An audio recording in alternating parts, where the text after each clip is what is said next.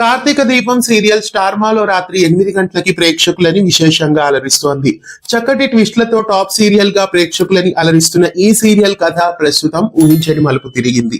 దశరథ సుమిత్ర పట్ల ద్వేషాన్ని వ్యక్తపరచడంతో సుమిత్ర ఇంటి నుండి బయటికి వెళ్లిపోవాలని నిర్ణయించుకుంటుంది.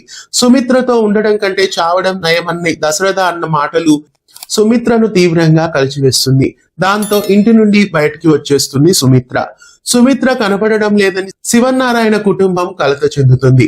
వెళ్లిపోయింది ఈ ఇంటి మహాలక్ష్మి అంటూ 24 గంటల్లో సుమిత్ర ఇంట్లో ఉండాలని కార్తిక్ కు చెప్తాడు. ఇక సుమిత్ర కోసం ఎంత వెతికినా ఆమె కనిపించకపోవడంతో దశరథ మనసు విరిగిపోతుంది. ఇక దీపకి ఓ జోస్యుడు ఎదురై నీ రక్తపాసం దొరుకుతుంది అని చెప్తాడు.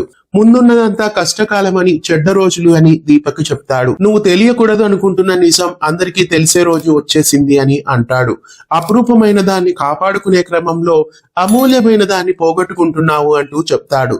జరగబోయే కల్లోలానికి నువ్వే ప్రత్యక్ష సాక్షివంటూ, నువ్వే ప్రతినిధివి అంటూ, నువ్వే ప్రశ్నవి, నువ్వే సమాధానానివి అని కూడా దీపక్ చెప్తాడు. ఇక కోడలు కనిపించకుండా పోవడంతో శివనారాయణ అనారోగ్యం పాలవుతాడు. స్పృహ కోల్పోయి మెలకువలోకి రాగానే సుమిత్ర ఏది అంటూ ప్రశ్నిస్తాడు. ఇక కార్తీక దీపం లేటెస్ట్ ప్రోమో వచ్చేసింది. ప్రోమో ప్రకారం చూస్తే సుమిత్ర దగ్గరికి రౌడీలు వస్తారు. వాళ్లను కొట్టి దీప మొత్తానికి రక్షిస్తుంది. మీరెక్కడికి వెళ్ళకూడదు అని దీప సుమిత్రతో అంటుంది. అది చెప్పడానికి నువ్వెవరు, నీకు నాకు ఏంటి బంధం అని సుమిత్ర అనడంతో నువ్వు నా అమ్మవి అని చెప్పేస్తుంది.